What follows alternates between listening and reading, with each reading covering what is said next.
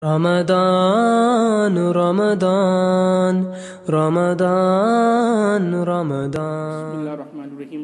Alhamdulillah, Rabbil Alameen. Wassalatu wassalamu ala Sayyidil Ashrafil Anbiya'i wal Mursaleen.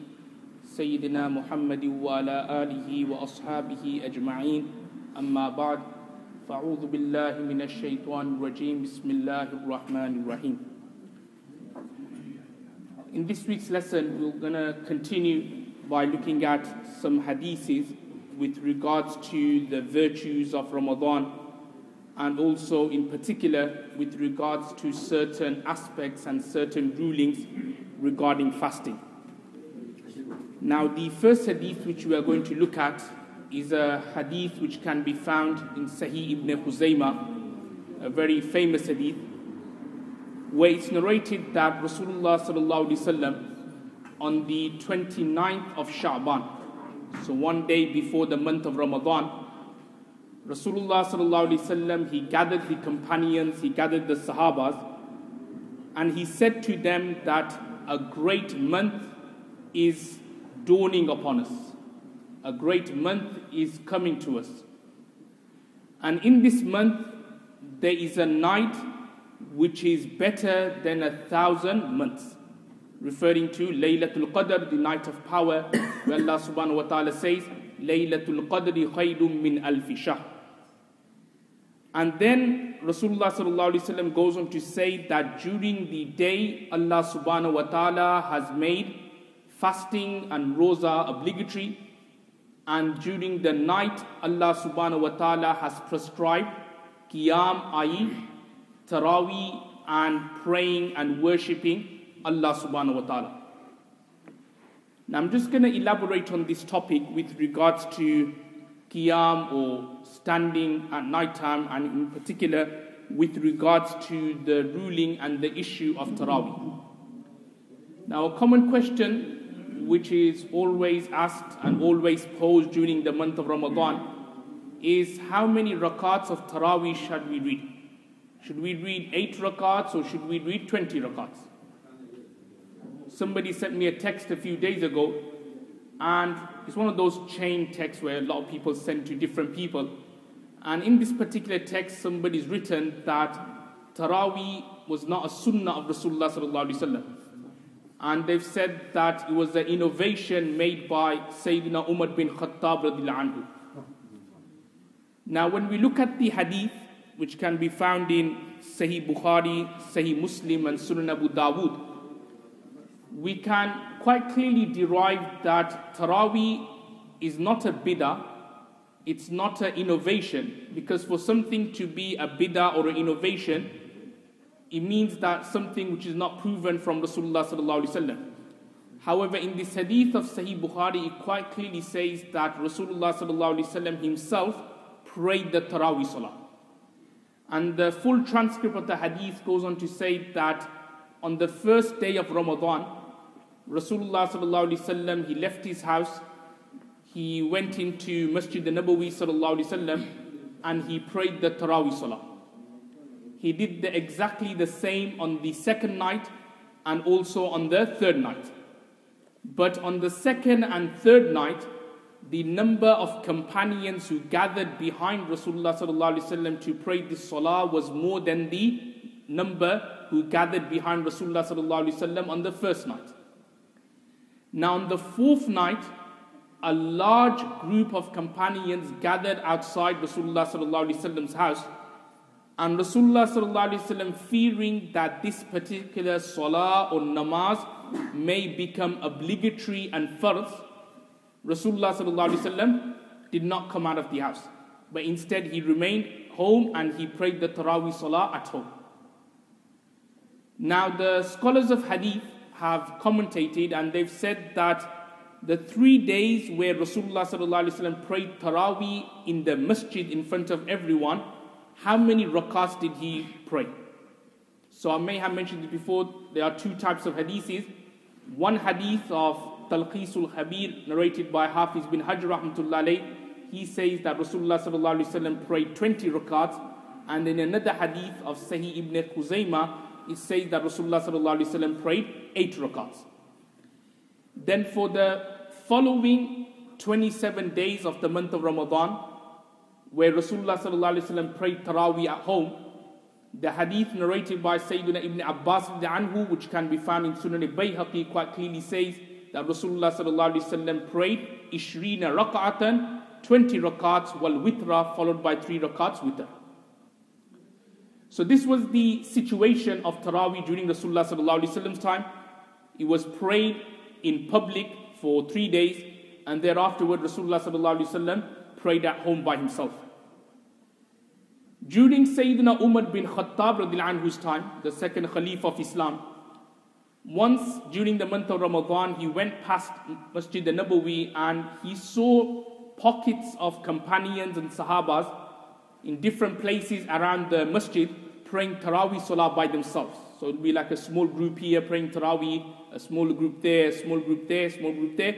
So it didn't really look nice, different people leading the Taraweeh in different places. It didn't really look good.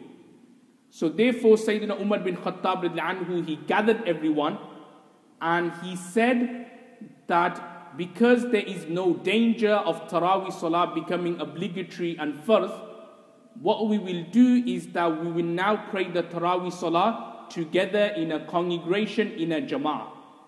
And he made Hazrat Ubay bin Ka'b radhiyallahu anhu the imam. Ubay bin Ka'b radhiyallahu anhu was very well known for his sweet and beautiful voice. So he made him the imam, and they prayed Taraweeh Salah behind him in one congregation and in one jama'ah.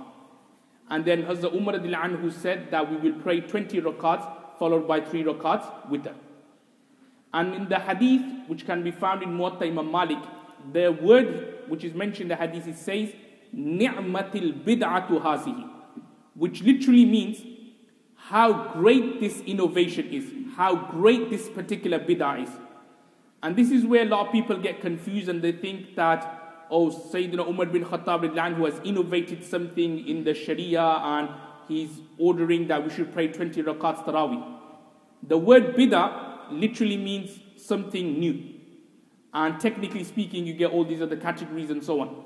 But what Hazrat Umar radhiyallahu anhu was trying to say from this word, ni'matil bid'atu hazihi, how great this bid'ah or innovation is, he took the literal meaning in terms of before the congregation, there wasn't congregation for Taraweeh Salah, people would pray here, people would pray there, but to get everyone together to form like an ittihad and a togetherness, Sayyidina Umar bin Khattab radhiyallahu anhu told everyone to pray the Taraweeh Salah in jama'ah and in congregation.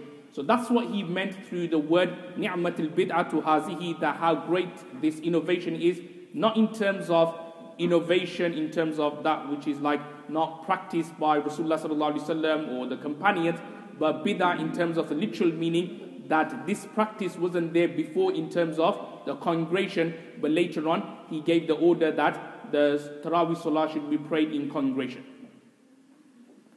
Now that leads to another question, is that somebody may argue and say, if Taraweeh, the congregation praying behind the imam, that's like a bid'ah in terms of that's something innovated by Hazrat Umar bin Khattab radhiyallahu anhu and not established from Rasulullah sallallahu alaihi wasallam.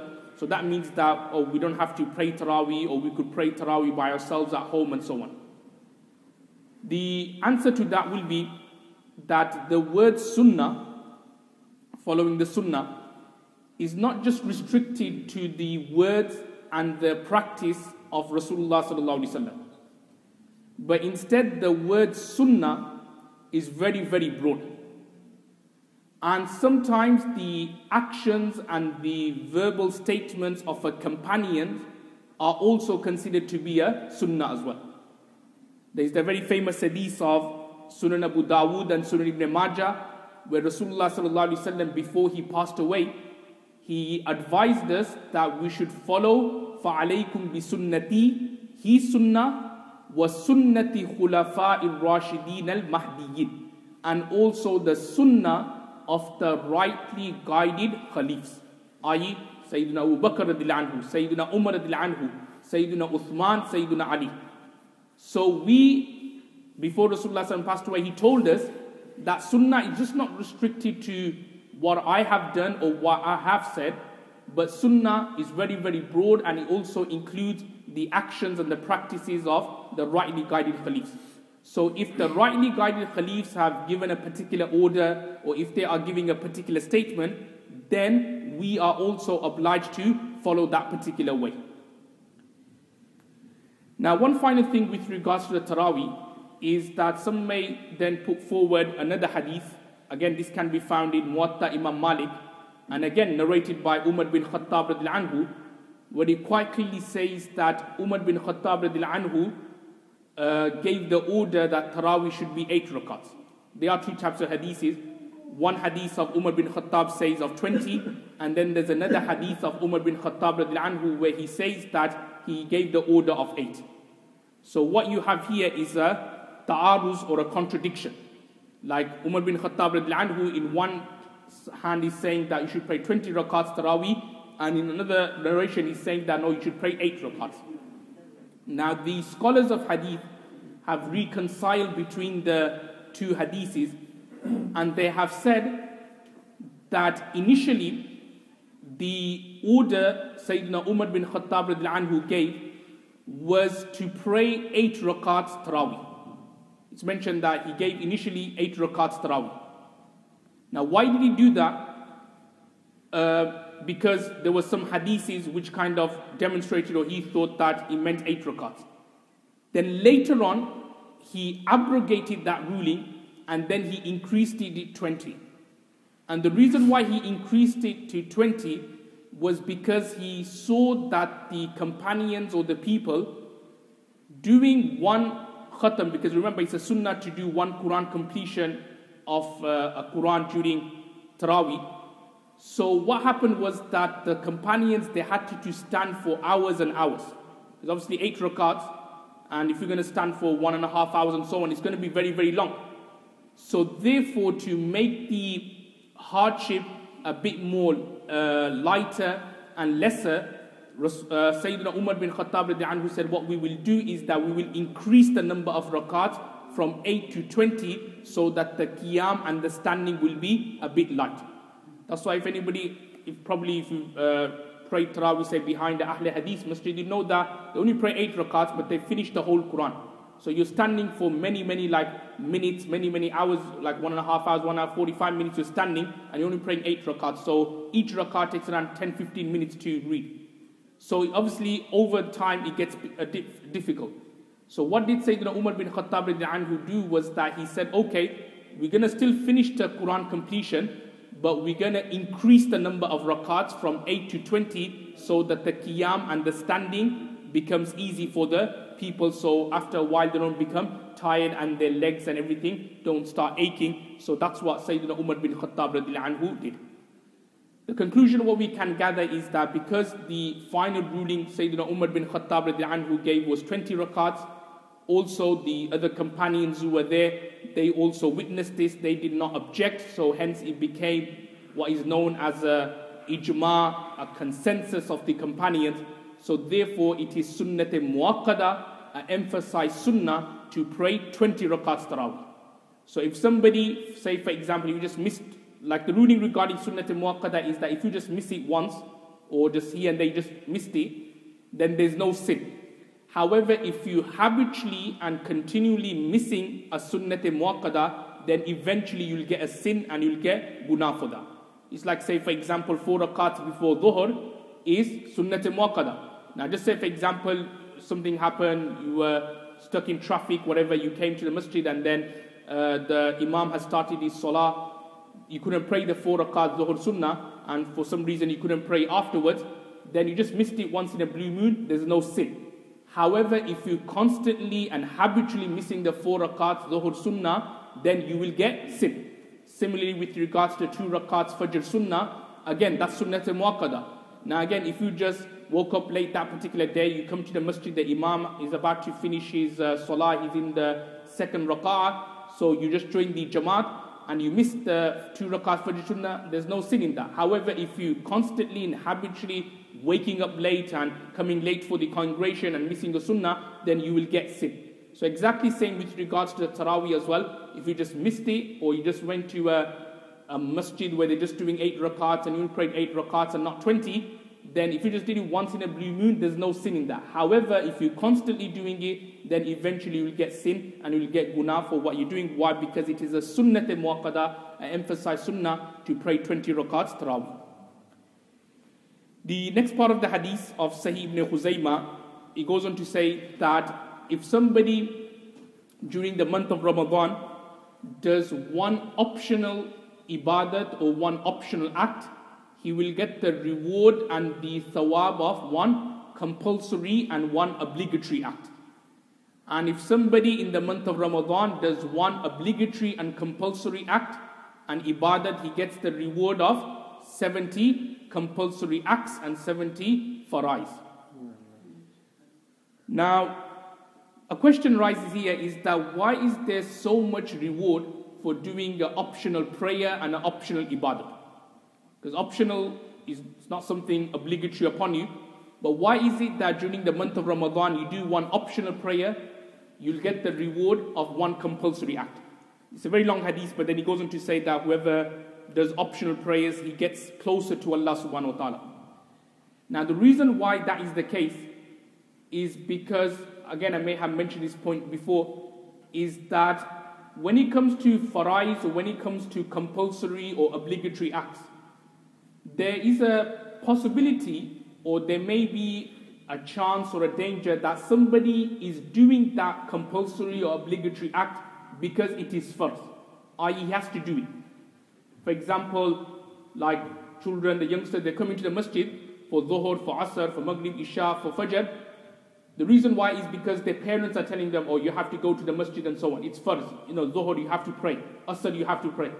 So there is a danger that he's not doing it out of his own accord, but he's doing it because his father is telling him or his mother is telling him. However, when it comes to optional prayer, when it comes to nafal, then there is no force on anyone to pray nafal or to pray optional prayers. No one can force you. Sometimes we see, like, as soon as the congregation and the jamaat finishes, we see brothers outside just like loitering around, talking and so on. So we can't really say to them, oh, why don't you pray your sunnah, why don't you pray your nafal? Why? Because it's nafal. You can't really force nafal on anyone. But if someone is praying nafal and sunnah, it's a sign that this person iman is strong, that he's got a good connection with Allah subhanahu wa ta'ala. He loves praying salah, he loves praying optional prayers. That's why he is praying nafal and that's why he's praying the sunnah prayers.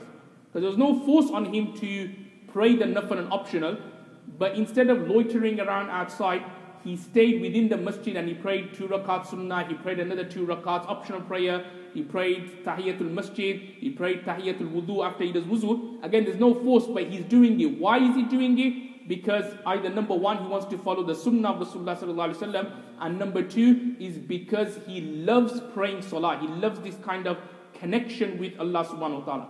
If you want to build your connection with Allah, you build your connection by praying salah, by praying namaz. Because salah and namaz, it's like you're having a conversation with Allah subhanahu wa ta'ala.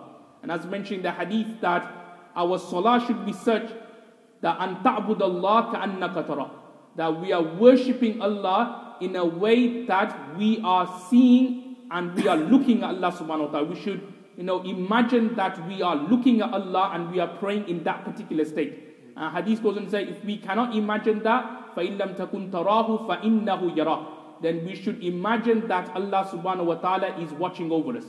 So the same way, if we we should pray our salah in such a way that we should think Allah is always looking at us. Obviously, we should think that all the time, but in salah, we should actually imagine that Allah is watching us, and when we build that particular quality inside, that Allah is always watching us, and in particular in our salah, you will see that automatically there will be concentration, there will be khushu in our salah. In our salah, we won't be playing around with our beard, we won't be playing around with our, fingers in salah. Because why? Because we will imagine, or because we're imagining Allah is in front of us, we won't have the audacity to do these kind of things in salah. So this is how our salah should be, and this is why when you pray optional salah, it's a sign that this person, he's got connection with Allah, his iman is strong, he loves praying salah. That's why he wants to pray extra optional prayers, and that is a sign that this person's iman is very, very strong. The The next hadith which we are going to look at with regards to the virtues of Ramadan, it's a hadith which can be found in Sunan al-Tirmidhi, narrated by Sayyiduna Jabir radhiyallahu anhu, that Rasulullah sallallahu alaihi wasallam has said that performing Umrah during the month of Ramadan is equivalent to one Hajj. i.e. the reward and the thawab is equivalent to one Hajj. Now, very famous hadith, and that's why we see it in particular nowadays where the summer holidays kind of coincide with the Ramadan. Many brothers, many sisters all over the world go to Makkah, go to the Haram, perform Umrah, and as the hadith quite clearly says that performing Umrah in the month of Ramadan is equivalent to one Hajj. Now a question arises regarding this hadith, and the question is that, okay, Prophet ﷺ has mentioned this hadith that performing Umrah in the month of Ramadan, you get the reward of one Hajj. However, when we look through Rasulullah ﷺ's life, we can find that Rasulullah ﷺ never performed Umrah in the month of Ramadan. So Rasulullah ﷺ on one hand is saying, perform Umrah in the month of Ramadan, you'll get the reward of one Hajj. But when we look through the hadiths, we find that Rasulullah ﷺ never performed Umrah in the month of Ramadan. Rasulullah ﷺ altogether, he performed 4 Umrahs during his lifetime. And the 4 Umrahs which Rasulullah ﷺ did, it all took place in the month of Zulqa'dah, like 1 month before Zulhijjah. That's when he performed all his Umrahs. So there was never ever a Umrah Rasulullah ﷺ did during the month of Ramadan. And that leads to an objection, because one of the beauty about Islam is that Islam is not based on words. It's not based on verbal things. It's not based on speeches and so on. But Islam is based on the practical side. Islam encourages that you do something and then you do it. Like you say something and then you follow it up by, doing that particular thing. Islam is not just on the words and the scriptures. There is a hadith narrated by Sayyidina Ali radhiyallahu anhu that Rasulullah sallallahu alaihi wasallam has said that one of the signs of Day of Judgment will be that Islam will be in its books, or Islam will be in the books and the scriptures. Meaning that the only sign that this person is a Muslim is by his name or by his color. People will say he's a Muslim. But the actual Islam will be left in the books and will be left in the scriptures. Meaning that Islam will be in the books, like, okay, this is how you pray namaz, this is how you should behave with Muslims, this is how you should behave with non-Muslims, this is how you should look after your neighbors. It's all in the books, but people will never ever be practicing on what they are reading or what is in the books. Good examples even nowadays, like, in many masajid it's written, don't talk in the masjid. But where the sign is there, don't talk in the masjid, we are talking in the masjid. In the masajid it's written that music is haram, switch off your mobile phone. Where the signs are there, you will see in that masjid or in that Jamaat Khana, mobile phones are going on. So unfortunately, we as Muslims are doing the total opposite. Where the sign is there, don't do this, we are doing the exact opposite. Why? Because this, unfortunately, our iman has gone to that state that everything is just in the books. Like music is haram, it's just written in the books, it's written in the hadiths. Not talking in the masjid is just written in the hadiths.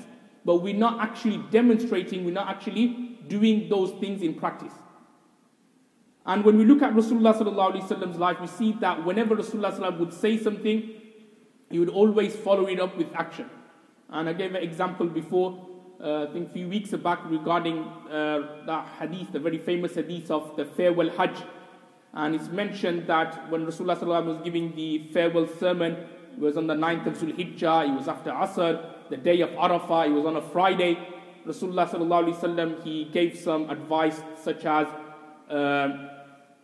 to be kind to women. There were other advices such as no Arab has any kind of superiority over a non-Arab and so on. And one of the advice which Rasulullah sallallahu alaihi wasallam gave is that all the blood money which is due because of a killing which took place in the days of ignorance.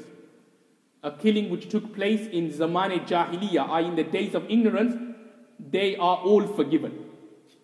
Now what we mean by that is, it's an Islamic rule, and it was one of those rules which were a tribal rule as well, that if you kill someone, then the murderer, he will have to give blood money to the victim.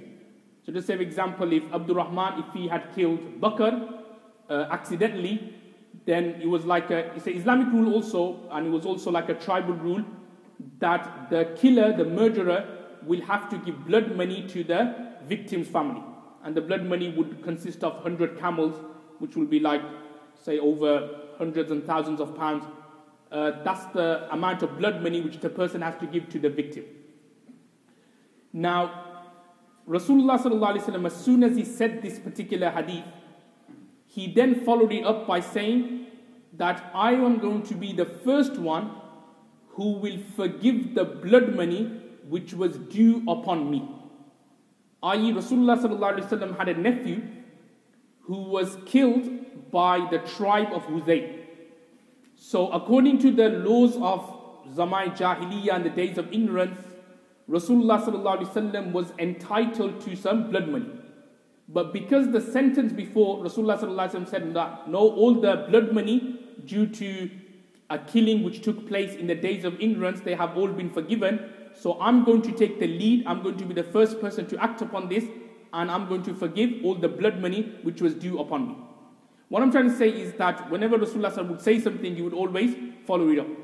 Now going back to the objection here is that why is it then that Rasulullah sallallahu alaihi wasallam said this hadith that performing Umrah during Ramadan you get the reward of one Hajj, but he never performed Umrah during Ramadan? So the simple answer to that is that Rasulullah sallallahu alaihi wasallam was told about the virtues of performing Umrah in the month of Ramadan after the farewell Hajj. After the farewell Hajj, Rasulullah sallallahu alaihi wasallam was told about his virtues and its fadail. And he did not have the opportunity to perform Umrah in the month of Ramadan. Because when you look at it, the farewell Hajj happened in Zul Hijjah. Then the month after is Muharram, Safar, and Rabiul Awwal. That's when Rasulullah sallallahu alaihi wasallam passed away. So there wasn't an opportunity for a Ramadan to come. So because Rasulullah didn't have the opportunity, because he passed away before he could have the opportunity, that's why we say that Rasulullah sallallahu alaihi wasallam did not perform Umrah during the month of Ramadan. Now another point regarding this hadith is, I explained before when we were looking at the tafsir sections earlier, that there are two things. One is called in Arabic Shani Nuzul, and Shani Nuzul are basically the cause which of revelation, i.e. the incident which led to a particular verse being revealed. And when it comes to hadith, you use the Arabic word Shani Wurud, which means the incident which led to this particular hadith being revealed. Now what was the incident which led to Rasulullah sallallahu alaihi wasallam saying this particular hadith? There was a female companion and her name was Ma'qal. Ma'qal. And she, before the farewell Hajj, before Rasulullah sallallahu alaihi wasallam went for the farewell Hajj, she prepared to go for Hajj. Rasulullah sallallahu alaihi wasallam even spoke to her, and Rasulullah sallallahu alaihi wasallam asked her that, are you coming for the farewell Hajj? She replied, yes, Rasulullah, like I'm definitely coming, I'm not going to miss it, and so on. So she got proper prepared to perform the farewell Hajj. Now what happened? Rasulullah sallallahu alaihi wasallam went for the farewell Hajj, then he came back, and then he asked Ma'qal that, why didn't you go for the farewell Hajj? I didn't see you. You made all the promises, you made all the preparations that you were going to go. Why didn't you go for this farewell Hajj? So she replied in a sad tone, and she said that my husband, he was very, very ill.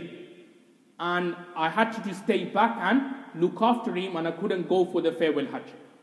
So therefore Rasulullah sallallahu alaihi wasallam said to her that if you perform Umrah in the month of Ramadan, you'll get the reward of one Hajj. So that's why Rasulullah sallallahu alaihi wasallam said it to her. However, the scholars have said that even though the words, or even Rasulullah addressed this to this particular female companion, but he applies to everyone in general, and that is that anyone who performs Umrah during the month of Ramadan will get the reward and thawab of one accepted Hajj. Now a question arises is that, I'll tell you. Now the next issue here is that why is there so much reward and thawab for performing Umrah during the month of Ramadan? Now when we look at Hajj, like why is Hajj considered so rewardable, so virtuous? We can find two things of Hajj. Number one is that Hajj is a sha'a'ir deen. Sha'a'ir deen means that it's a pillar of the deen, it's a pillar of the religion. i.e. it's a command from Allah subhanahu wa ta'ala. And number two, in Hajj, there is ijtima'iyyat. Ijtima'iyyat meaning a lot of people, brothers and sisters all over the world, come for Hajj. That's why Hajj has this unique blessings, that because it's a pillar of Islam, it's an order from Allah, and also on top of that, many brothers and sisters all over the world come to perform Hajj. That's why Hajj has this unique feeling and has this unique aspect of it. Now let's look at Umrah. Now Umrah generally, there's only one thing, and that is it's an order from Allah. You don't get ijtima'iyyat or many brothers and sisters gathering for Umrah. Like when you look at normally, like for example, if you were to perform Umrah, say in Rabiul Awwal or Rabiul Thani, like normal months besides the month of Ramadan, there's only not that many people. Obviously there are a lot of people, there's still thousands and millions, but not as many. However, when you perform Umrah in the month of Ramadan, what happens is that because the ijtima'iyyat is there, i.e. there's a lot of millions and billions of people have come, that's why Umrah is similar to Hajj. And that's why those brothers, like some brothers who have been going Umrah in the month of Ramadan and also who have been going for Hajj, they've been saying that there's actually more brothers and sisters in Makkah in Ramadan than in normal Hajj. That's what they say. It's so packed up. And especially as I said before, that nowadays because the Ramadan kind of coinciding with the summer holidays, there's many millions of people taking this opportunity to go to Ramadan, go to Makkah to perform Umrah during Ramadan. So because there's that ijtima'iyyat there, so therefore Umrah is considered to be, in the month of Ramadan, considered to be in the same footing as that of a Hajj during the months and the days of Hajj. The next hadith which we're going to look at is a hadith of Sunan Abu Dawud, very famous hadith. This has got to do more with rulings here. Narrated by Sayyidah Aisha Anha, that she narrates that Rasulullah sallallahu alaihi wasallam would kiss her whilst in the state of fasting. So Sunan Abu Dawud, narrated by Sayyidah Aisha Anha, she narrates that Rasulullah sallallahu alaihi wasallam would kiss her in the state of fasting. Now we need to look at this particular hadith, and in particular the different rulings which can be derived from this particular hadith. Now the first ruling which we can derive from this particular hadith is that if a person was to see an unlawful woman, or a woman, could be his wife, or if someone saw an erotic picture or an erotic movie in the state of fasting. Now don't get me wrong, I'm not advising that you should be watching erotic movies in the state of fasting. What I'm saying is that, just looking at it from the fatwa and the ruling point of view. So if somebody saw a woman or an erotic picture or a movie in the state of fasting, and he feels some wetness. So wetness here means there's a discharge of a liquid. Now whether this discharge is madhi, so madhi is this kind of thin liquid which comes out, or whether it's ejaculation, which in Arabic is called mani. But remember, when we say ejaculation, it's not through masturbation, it just came out. Then the ruling is such a person's fast would not break. Okay, so your fast doesn't break. So if you see a woman or you looked at an erotic video or a movie or a picture, and then you feel some wetness in your pants, or you feel that you just ejaculated, then your fast doesn't break. However, if you initiated the ejaculation through masturbation and so on, then obviously your fast will break. There's no ifs or doubts regarding that.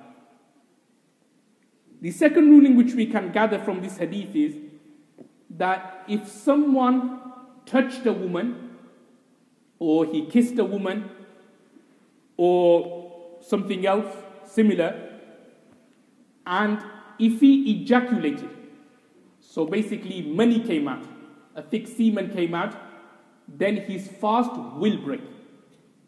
If a thin liquid was to come out, which is called madhi, then your fast doesn't break. However, if a thick liquid was to come out, which in Arabic is called mani, then your fast will break.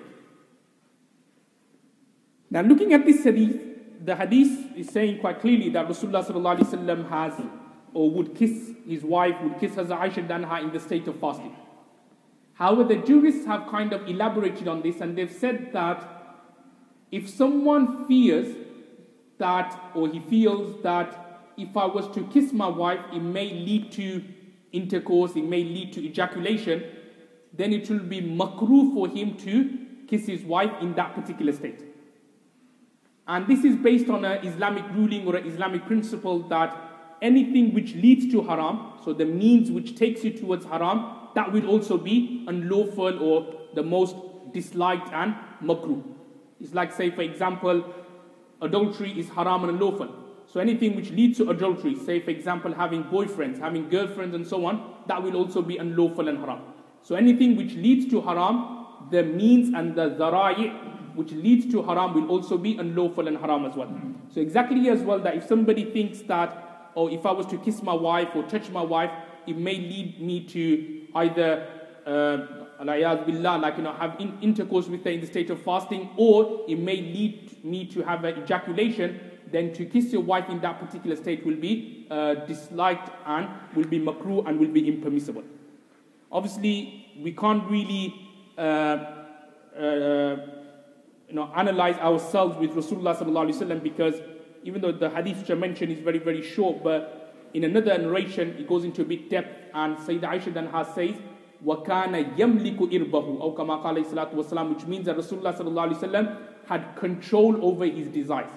Meaning that Rasulullah sallallahu alaihi wasallam, being a prophet of Allah, so when he would kiss Sayyidah Aisha Danha, he would be able to control his desires. Whereas with you and I, we can't really say that if we were to kiss our wife, it may not go to that state of intercourse. So therefore, for us, it's preferable that we don't kiss our wife. However, if somebody did, and then obviously nothing came out and so on, then obviously his fast will still remain intact. Just another couple of hadiths, then inshallah we'll finish. We'll just mention them together. Talks about the virtues of fasting, of suhoor, i.e. sahri, and number 2, the virtues of iftar. With regards to sahri, there's a hadith of Sahih Bukhari, Sahih Muslim, that Rasulullah sallallahu alaihi wasallam has said that tasahharu, which means take sahri, because there is barakah and blessings in the sahri.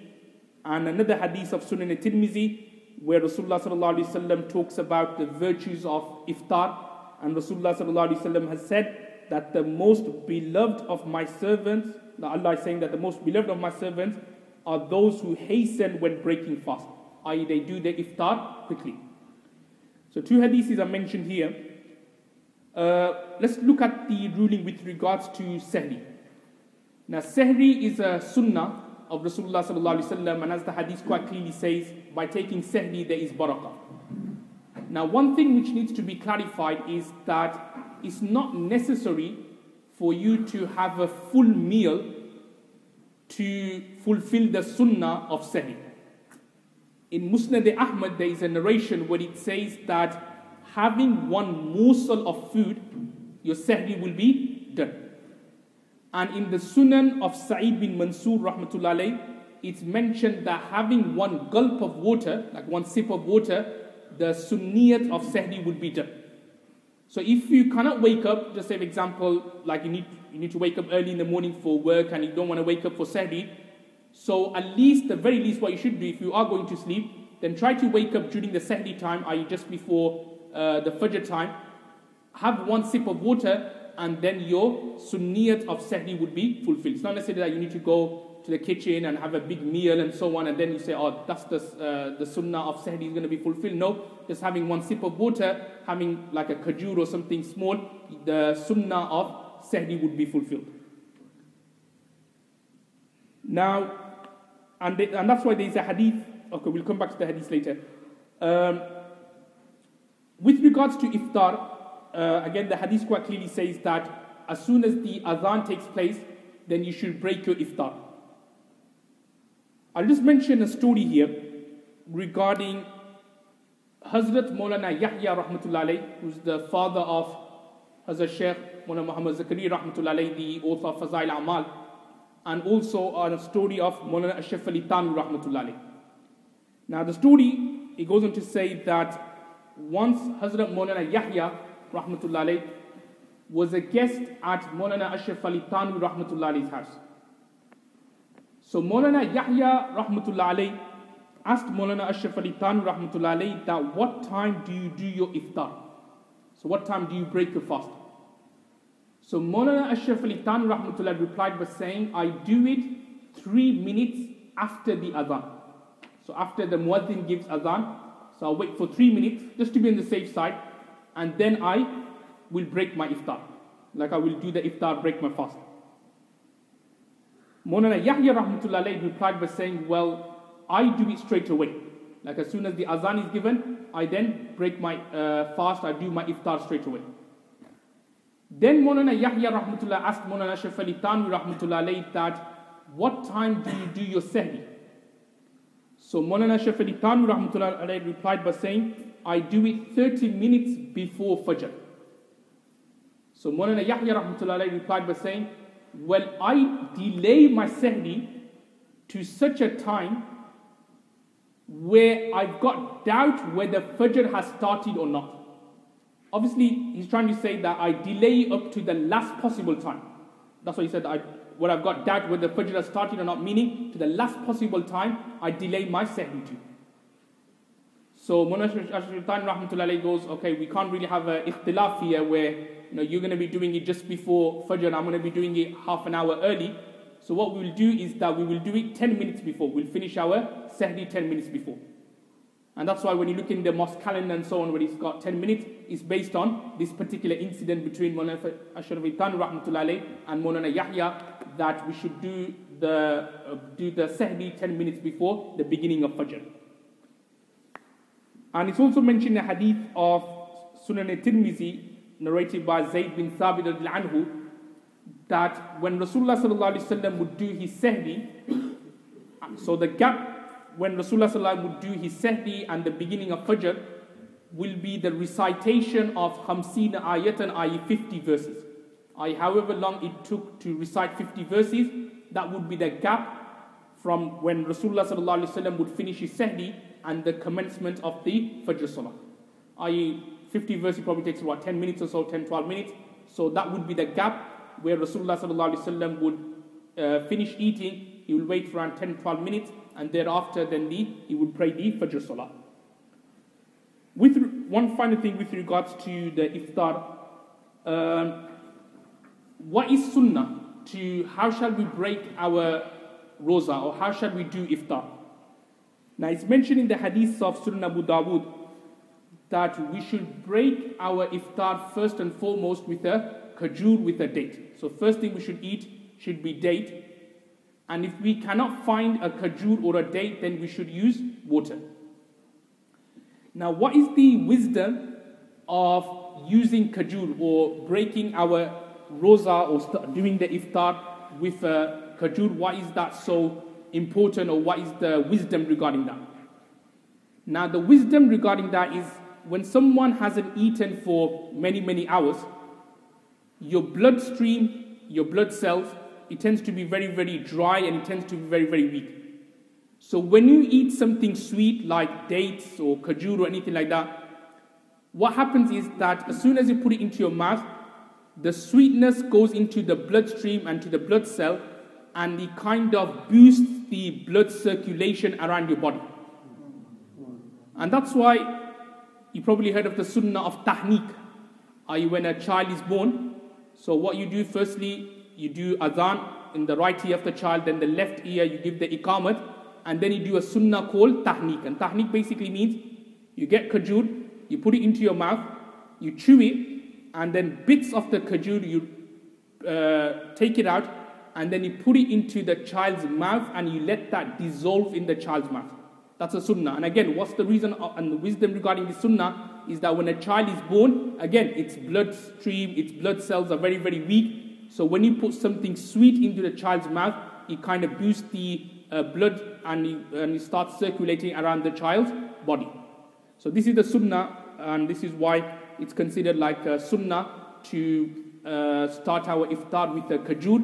And if we cannot obviously find a kajur, then obviously the very least we should have it, water, then afterwards whatever you want to eat, then you will be allowed to do that. May Allah give us the tawfiq to act on what's been said. Wa akhiru da'wana alhamdulillah. Does have any questions you'd like to ask?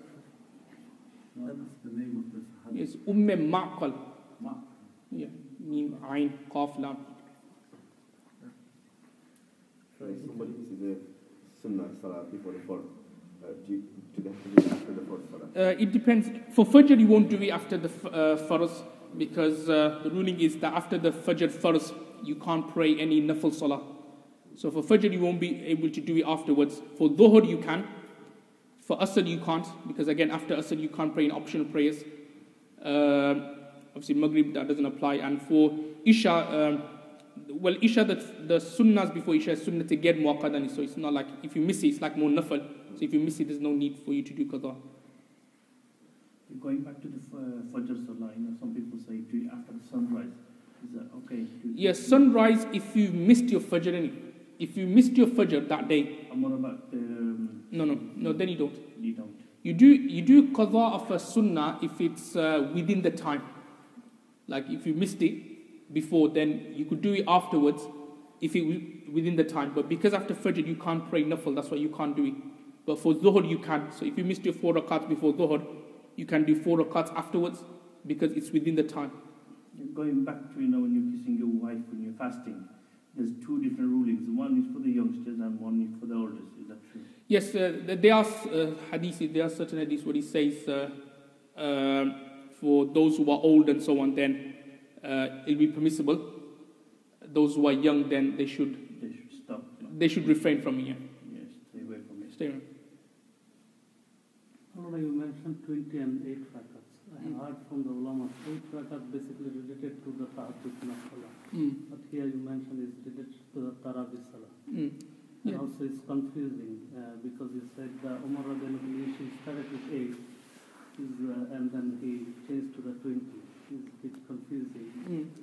Yeah, regarding the 8 rakats you mentioned, that's another hadith from Sahih Bukhari, Sahih Muslim, where Rasulullah sallallahu alaihi wasallam, Sayyidah Aisha Danha was asked how Rasulullah sallallahu would pray during the night. So she replied by saying Rasulullah would not pray more than 11 rakats fi Ramadan wala fi ghayr Ramadan. Yeah, so the 8 rakats, again that's like another hadith which the Ahli Hadith used to say, you only pray 8 rakats. So I would reply to that angle or that particular hadith is that 8 rakats which you are referring to is referring to tahajjud. Yeah. But there is the hadith of Muwatta Malik where he says that Umar did initially gave the order of 8, but later it got changed to 20. Tahajjud 8 or 12? With regards to tahajjud, minimum is 2. Rasulullah sallallahu alaihi wasallam practice was to pray 8, but you can pray all the way up to 10. 10. Yeah. And if they do like the late Tarawih upstairs, can our intention be to do as tahajjud? Yeah, you could join them. Yeah. With the intention of tahajjud. Tahajjud, yeah, tahajjud. You could join with tahajjud as well. Intention, that's right. But if Yes, sorry. Oh. What sort of music are we like to listen to? Well, you're not allowed to listen to any music. Like what sort of instruments? There's that nasheeds which are like duf. There's that duf one. But with regards to duf, the scholars have mentioned that it should only be used for like joyous occasions, like if there's like a wedding, then you could use a duf or something like that. And then there's like difference of opinions whether you can listen to nasheeds which have duf. Some scholars say that you can, some say you can't. So it's preferable to refrain from it. Duf is the Yeah, drum. it's like a drum. Yeah, it's like a drum. It's best that you don't listen to it, because what normally then happens is that if you then get into it, then you then get that kind of desire to then start listening to music and so on. So it's preferable not to listen to it at all. Moulana, you said the justification that Hadith of Ramadhan came from 8 to 20 was because they felt to make the first of all Islam was doing 20 anyway, so wouldn't that be that justification? Yeah. Because you didn't say nothing like it. So was it just the reason because of standing qiyam, or was it more? Yeah, one of the reasons were because of qiyam. Yeah, but obviously, as you quite rightly pointed out, because Rasulullah also prayed 20 as well, so that would be sufficient justification. Yeah, the other day on television, the Ramadan Essential, the Imam said that Tarawih Nawaz is not compulsory. It is not a sunnah or wajib. So, which is right. Do you have to pray Tarawih or don't you? Ramadan Essential, which channel is that? The Imam said that. No, because I know like there are some people, particularly the Shias, they said you don't need to pray Tarawih at all. That's what I'm trying to derive. Basically, it's not compulsory. It's not first. No, everybody agrees that it's not first, but it's sunnat al-muakkada. You have to pray. No, not really. No, it's not close to first. Obviously, if you it still considers like a nafil, but obviously the difference is obviously if you were to constantly miss it, or habitually if you're not praying at all, then you'll be sinful for that. But it's not actually first per se, like if you were to miss one day, that's it, you're gunagar and so on. No, it's not in that way. So many conflicting things, he says. For a Muslim to stay on the right path is very difficult, because so many scholars, so many people say so many different variations. Yeah. Obviously, we are in your hands, and if people like yourselves are telling us so many different aspects of it, they're translating it wrong. So how do we know which is genuine and which is not? I think the best is that always listen or always have a connection with one scholar.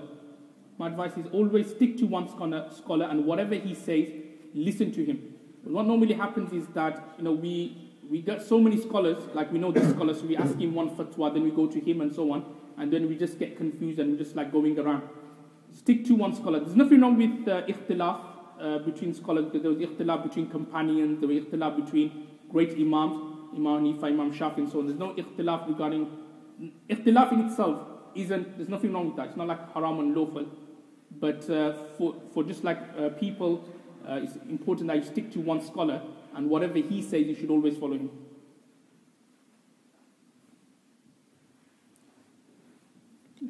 Like for iftar time, like you have to do azan, or as soon as it's time, can you just eat? Yeah, as soon as it's time, you can eat. You don't have to wait for the azan. You mentioned the same hadith, which is if you do the handshake and then push on it. Because a lot of people is still doing the same thing.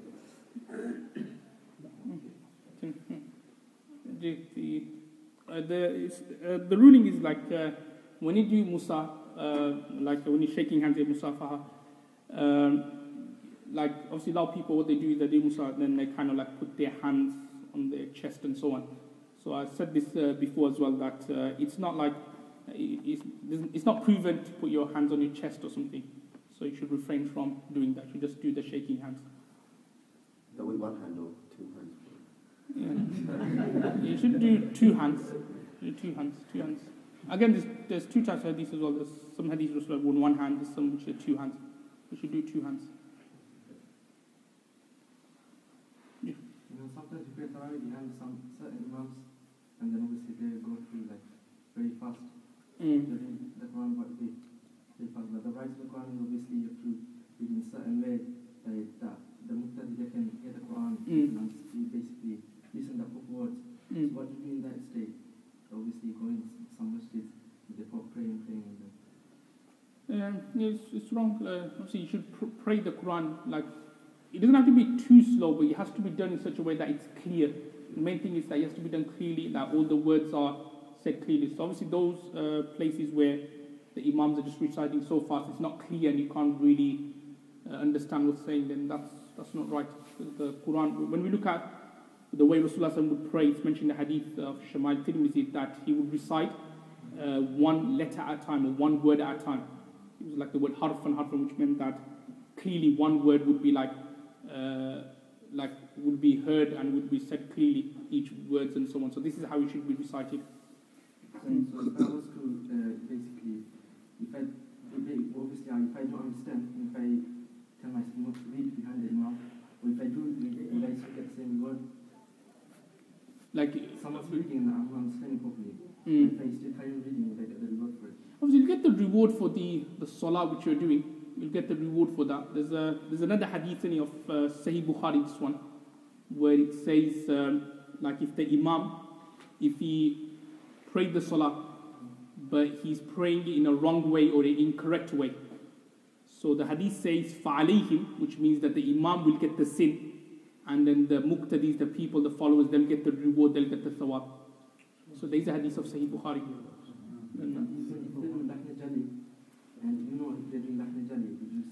With regards to Lahn al-Jali, in Imdad al-Fatah, which is written by Mona Shavitan Rahmah, he said that you shouldn't be that too strict on it, meaning because we Ajam meaning non-Arabs, we just read the Quran sometimes without realizing what we're reading. If somebody did do a Lahn al-Jali, the ruling shouldn't be that your salah should not be broken. Even though generally speaking, when you look at the classical book, it says your salah is broken, but for Taraweeh in particular, the fatwa should be that your salah isn't broken. Because if not, we'll be repeating our Taraweehs, all the way to Sahdi. For normal salah, if there's a Lahn al-Jali, you should then repeat it. So, basically, on a Taraweeh, you can speed while you're reading the Quran. Is that what you mean? No. Lahn al-Jali means like a big mistake, grave mistake. Yeah, and so, for example, these imams who do speeding and all that, is there a hadith saying that? No, it should be done clearly. Slowly. Yeah, it doesn't have to be too slow. It has to be done clearly. That's the main thing. Yeah. If somebody could read quite... Is there a hadith saying that something like a thief or something like that stealing, when you do the speeding of the Quran? Hadith regarding stealing? Yeah, compared it as stealing. Is that true? I'm not sure I've come across the hadith. That's the hadith with Ruku and Sajda. The So is that the hadith for namaz? Yeah, Ruku and Sajda. Not doing the Ruku and Sajda properly. So that's where it comes to stealing. Yeah, for stealing. Yeah. I'm not sure of the recitation. بسم الله الرحمن الرحيم اللهم انت السلام بك السلام تبارك يا ذا الجلال والاكرام اللهم اتنا في الدنيا حسنه وفي الاخره حسنه وقنا عذاب النار اللهم فاغفر لنا ذنوبنا وكفر عنا سيئاتنا وتوفنا مع الابرار اللهم انا نسالك علما نافعا وعملا متقبلا ورزقا طيبا وشفاء من كل داء وصلى الله تعالى على خير خلقه محمد وعلى اله وصحبه اجمعين برحمتك. Assalamu alaikum.